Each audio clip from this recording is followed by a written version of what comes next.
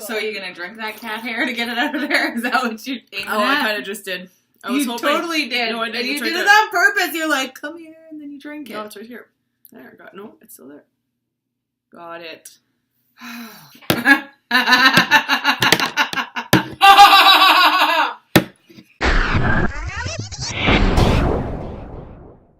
Hi, I'm Lynn. And I'm Tanya. And this is the Invest in Yourself Course.com podcast. I like that. So, we went to this little event last night, and we wanted to do a little podcast about it. Sure. Do it. You want to tell them? Okay. We went to Soulgasm. It was really good. A fella here in Winnipeg called Dan King does, I guess, like what, spiritual readings? Kind of? You know, I was watching him. So this first time that I saw him live yesterday, I went and saw him one-on-one before. But it kind of reminded me of like an Abe Hicks type thing. Yeah, it was really cool. But it was, a lot more raw. Yeah, I like it because there was a lot of swearing in it. Mm-hmm. And I'm quite a fan of the vulgar language. Mm-hmm, mm-hmm. Mm-hmm. Mm-hmm. Yeah. So, no, it was a lot of fun. When we first got the tickets, I wasn't sure what to really expect, if it was going to be like, he was just going to read spirits and then kind of be like, oh, okay, does anybody know whatever? Mm-hmm. Or if it was going to be like last night. He pulled out a piece of paper, it was a $5 bill. But I liked how he just went like, this is literally just a piece of paper. And it really, really got me thinking to how we started coaching the invest classes and how you bring up that money is a tool. Mm-hmm. And it's just energy. It's just an exchange of energy. So it's a currency, and currency is energy. But what I really, really liked about it is that he kind of like, you kind of get called out on it with like the whole, like if we could print so much money for specific things in this world, why can't we print up enough money for everybody to share it? I thought that was... I like what he said there. I liked how he said that. Yeah. I thought it was really cool. In the Invest in Yourself course, I do a similar type of visualization. And usually our clients are crying. Yeah. Not me. Not her. And last night it was me that was crying. And I could not, I couldn't control it. So no. I even tried to open my eyes and it wouldn't go away. So I dealt with that. So that was pretty...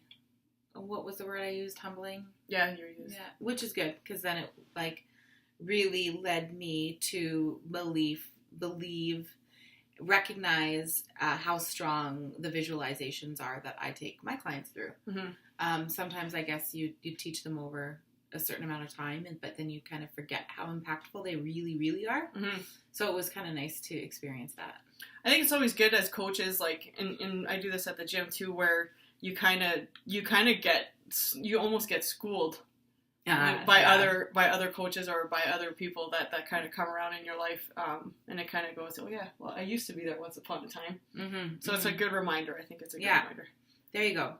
So what I noticed last night was I think I hit Tracy like 4 or 5 times because some of the things that Dan was saying last night, I'm like, that's exactly what I said.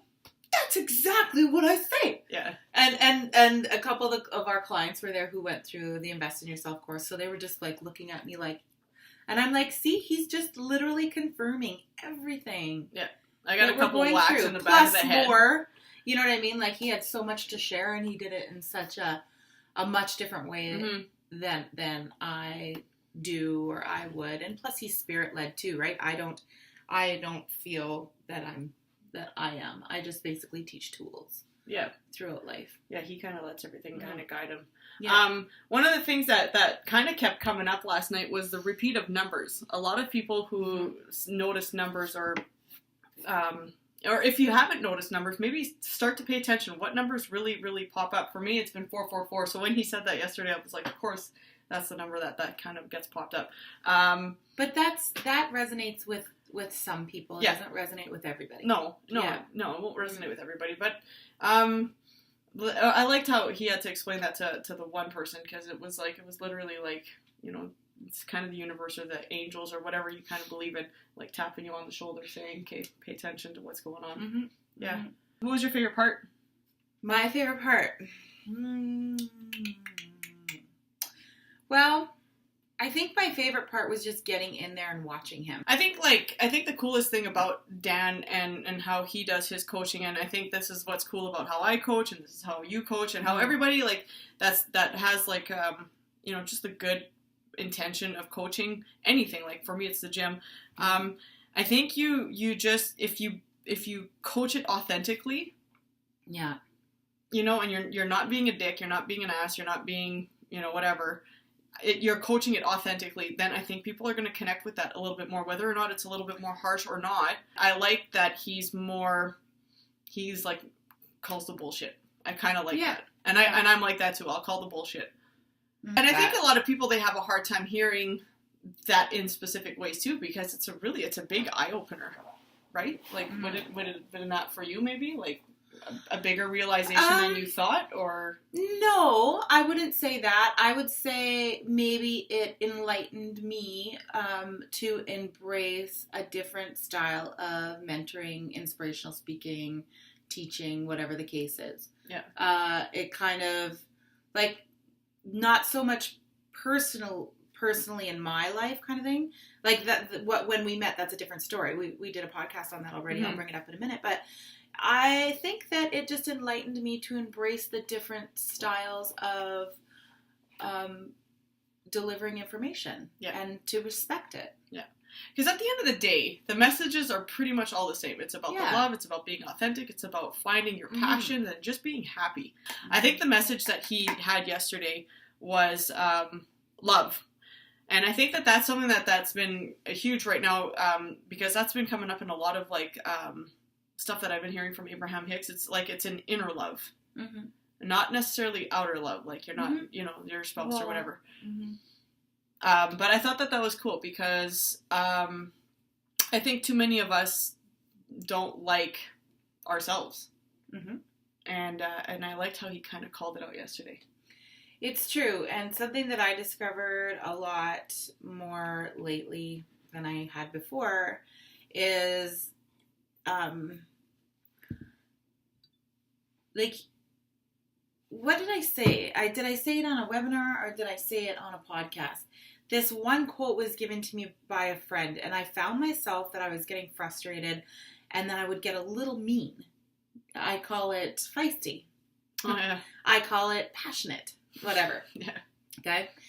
And then I was like, I don't want to be mean. I am not mean. That is not who I am. Mm-hmm.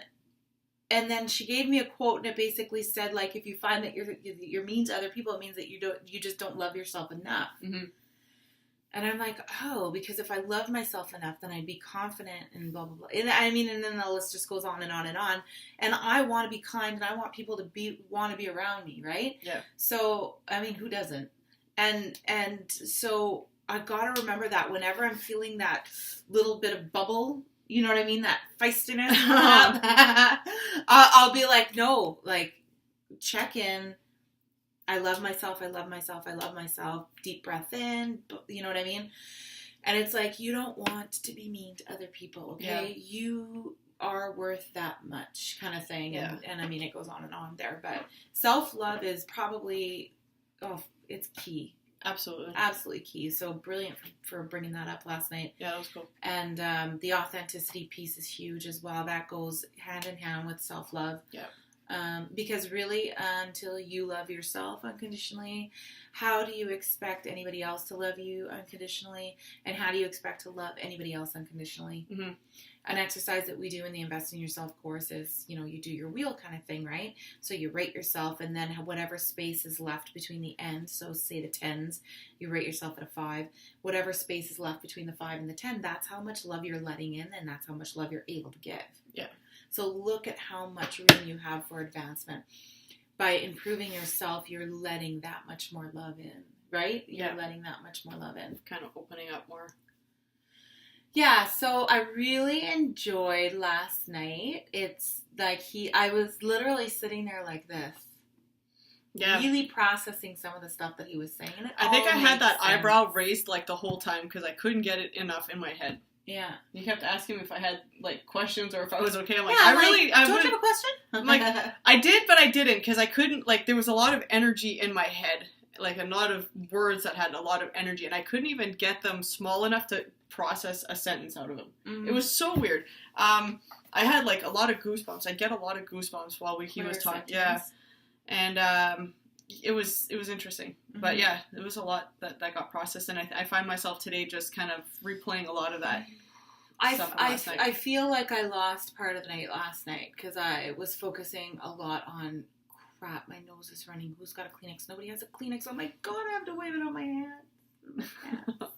I had to do that. Such a diva. But I did. Like, so I was like, I lost a bit of it, and I lost a bit of it because I was like, open your eyes, don't cry, you're trying too hard, people can hear you. You know what I mean? Like, I could not get comfortable there. In that spot, I couldn't let myself. You asked a question. Uh-huh. Did you like your answer? No. No? Why? No, love you, Dan, but I did not.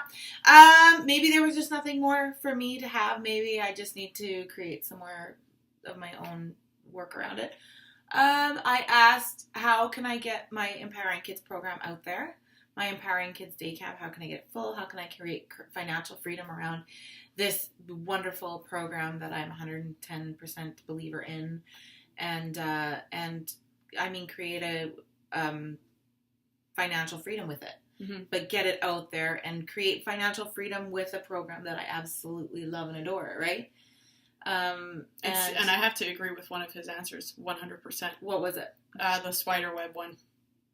Yeah. Okay. Yeah. I forgot about that. When I met him at the end, he's just like, yeah, he's like, what else you got going on? And I'm like, actually, I got a ton going on here. Yeah. I make lists all over the house. I have I'm creating a coaching certification program for the EKC. I want to do teleseminars next year. Adolescent parenting, attachment parenting awareness for adolescent parents, because I was an adolescent parent and I took parenting classes when I was younger, and I mean, it didn't teach me how to bond with my child, and I think that's number one when you're an adolescent parent, and I know a lot about it, and I truly believe that I know so much about homeschooling and unschooling and how to comfort the parent in the transition to do it, that I would really love to consult in that. So I got a lot of things on the go in my head, a lot of programs that I want to create. So I don't know I don't know yet. But I've been doing the camp for it's going to be 3 years. I want this thing to take off. I need, these kids just go from Monday to Friday, boom, completely impacted. How can we do more of that? Yeah, this program's got to get in schools. I thought maybe that there was a block, something that I was blocking that maybe he would bring to my attention. So that was Soulgasm, Dan King. I'll put his Facebook and his website under this podcast. He gave us the okay to talk about whatever we wanted to about it today. So we're working on actually getting him on a podcast. So we're going to get him right between the two of us here and damn. Get him in on a one-on-one. And I talked to him this morning, and so we haven't I kind of spit out a few themes, and then I said, you know what, scrap the themes. We're going to sit you down, and we're going to let you kind of take the guide, and we're just going to let him down a rabbit hole somewhere. Is that how we're going to do it? I think that's how we're going to do it. That's going to be interesting. I better have a lot of battery life and a lot of I'm not getting thrown under the bus. He is. We're gonna. I think at one point all three of us are gonna get tossed under the bus. I think at one point all three of us will. Yeah, I'm looking forward to that. So yeah, we're gonna try to get that done in the next few weeks, and then get that up right away. And I'm actually really looking forward to that. And I think he's pretty excited to come on and talk to us too. Good. So good. Yeah, I'm glad. So that's it. I guess I kind of liked how he talked about God. Yeah. What did he say? That basically God, we're all a piece of God, but that an actual physical, white bearded man doesn't really exist. I kind of like that. I like how he said we're all there's a main source energy, and we're all little particles of that energy. Yeah. We're all microcosms. Yeah. Right? So it's your spirit or your source energy. I resonate with source energy. I connect with that. So your source energy is connected to that. So we're all technically then a piece of God. Yeah. We are all one. You hear people saying that. You see that around Facebook or whatever. We are all one. we're all the same. And I think if more people would connect with that, I think that there'd just be a lot less bullshit in this world. Again. Not judging, though. All right. We'll sign off on that note. All right, guys. Take care, guys. Bye.